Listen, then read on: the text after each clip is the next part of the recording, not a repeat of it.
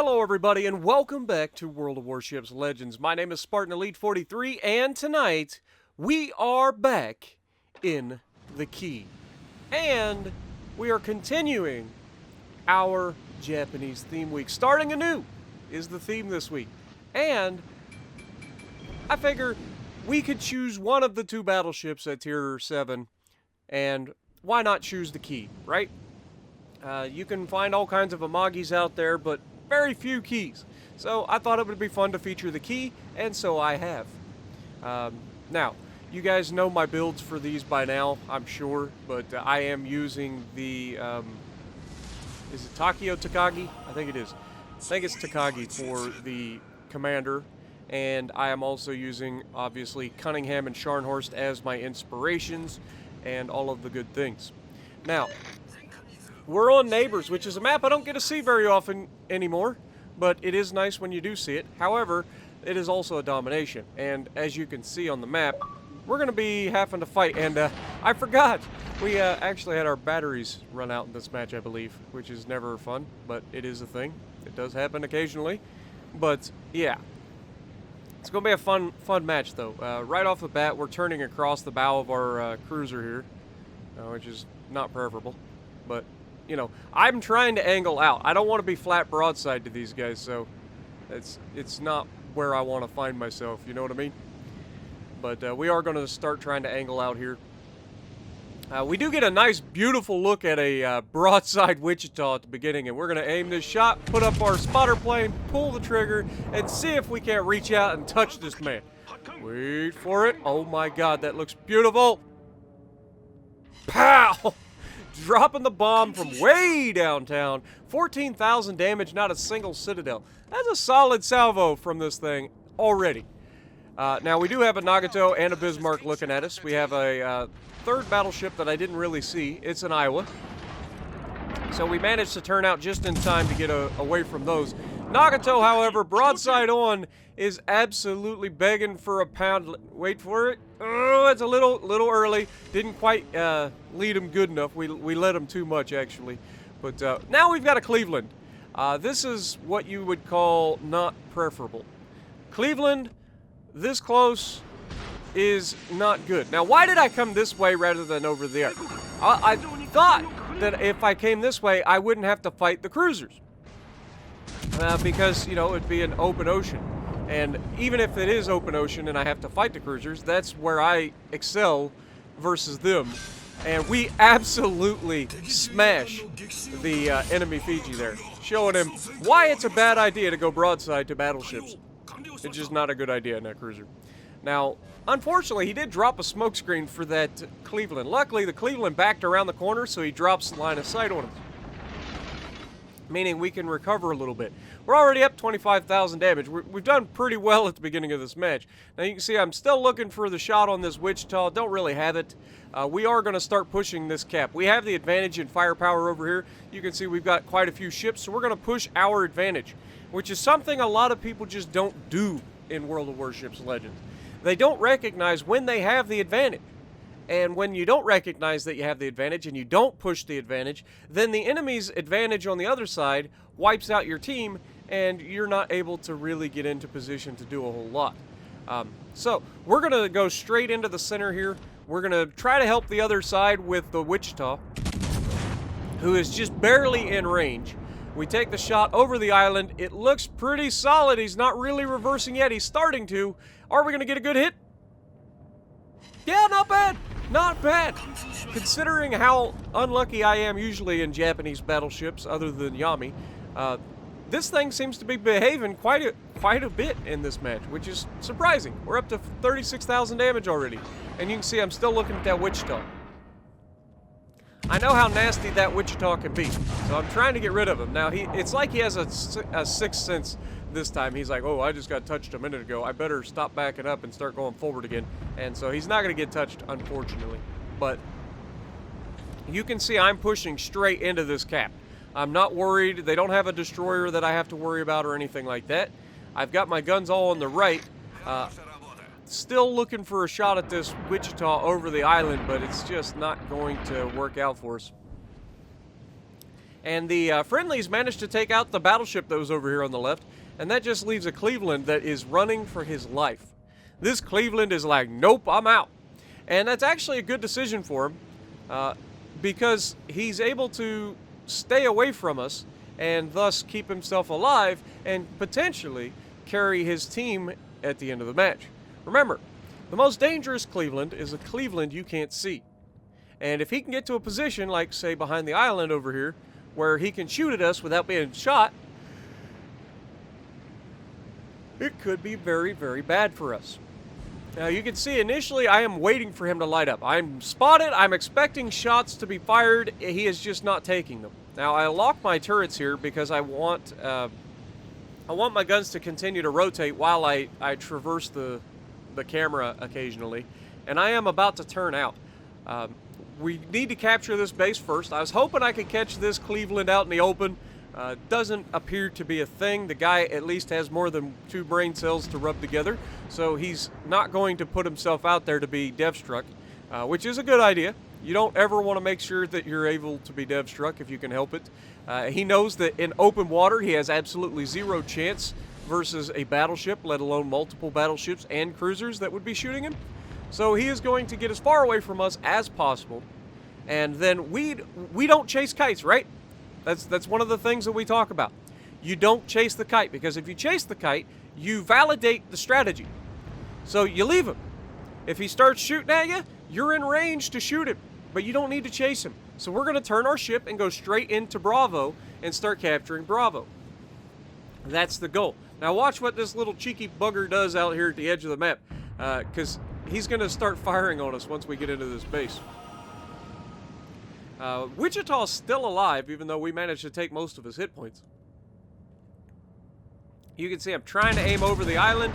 We know where he's at, roughly. We're trying to get the shots, and then as soon as we started firing, this little punk shoots us again. So he gets 2 fires immediately. We go ahead, put that out, and we're going to try to get away from him if we can. But remember, light cruisers can shoot a long ways. Well, any cruiser really, but cruisers have ridiculous range in this game, especially at high tiers. So you can't really run from them anymore. But we get outside of range of him, so he drops spot, and we don't have to worry about getting shot by him, so our damage con's going to have time to come back. Now, we've got a Tirpitz out here who's coming in at our guy, and our guy goes down, unfortunately, in the Bismarck. Cleveland finishes him off. We go ahead and start shooting at the Tirpitz. Come on. And we completely missed him. Surprisingly. I have no idea how we missed him, but we did. Now, we've done really well at the beginning, but we're only at 36,000 damage right now. We're not doing so well. So we're going to have to really find a way to pull this out. Now, one of the ways that we can pull this out is just by simply capturing the base. And with everybody behind us coming in to help us, we should be able to capture the base relatively quickly. Now, obviously, we're not going to get a lot of credit for it because we're the first person in the base. We're the biggest, the easiest target to hit, so everybody's going to be shooting us to reset the base. But that's diminishing returns. They can reset me all they want. As long as they're not shooting the other guys, we can capture this base pretty quickly. Now, I see a broadside Iowa out here who is harassing 2 battleships on my team. So my goal here is to try to get rid of this Iowa as quickly as possible. He's broadside on. He's absolutely begging for it. We're going to lead him a little bit. He just started reversing, so don't have to give him a lot of a lead. And that dispersion looks absolutely fantastic. Wait for it. Pow! Dropping huge bombs from downtown. And we just, what, doubled our damage output already? To up to 84,000 damage, and that Iowa just like, what the heck was that? Look at his guns immediately turn. He's like, oh my god, how am I broadside to this man right now? He fires his rear turrets at us. We go ahead, give him the full salvo again, and I'm not gonna lie to you, I thought he was dead here, but the game had other minds. The game literally is like, sorry Spartan, all over pins. We just gave you a double citadel on him. We don't want you to do that again. So he's gonna get away. And that ultimately is going to end up costing me later on. You'll see what I'm talking about. Now, this Cleveland out here, there are 2 Clevelands still alive. Both their cruisers are Clevelands. They've got this Bismarck pushing up. And the Bismarck is running into a whole wall of skill from our team. Now, we already have 2 cap advantage. We have the points lead. We have the ships lead. This is our game to lose, folks. Remember how I always try to talk about not winning harder? This is one of those instances where I need to practice what I preach. Alright? I get overconfident sometimes when I'm making videos. You guys probably know this.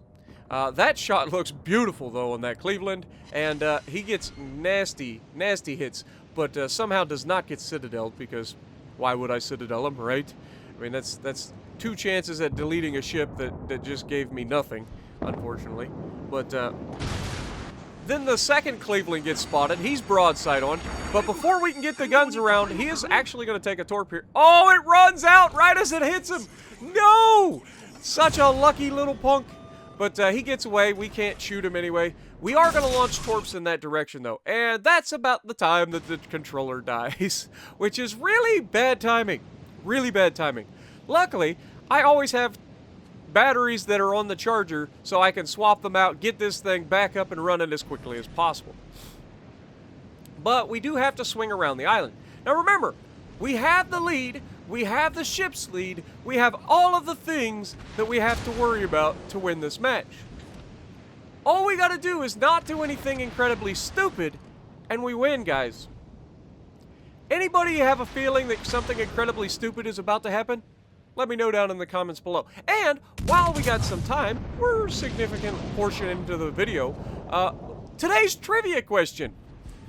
What was the name of the nuclear power plant that was melting down after the tsunami hit and the earthquake hit back in, oh god, I don't remember the year. It wasn't that long ago.